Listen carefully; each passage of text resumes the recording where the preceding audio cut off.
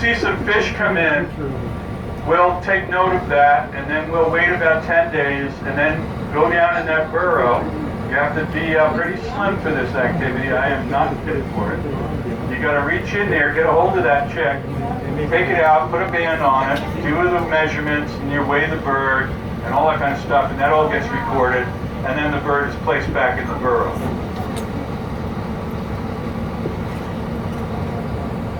No, we're very gentle with them.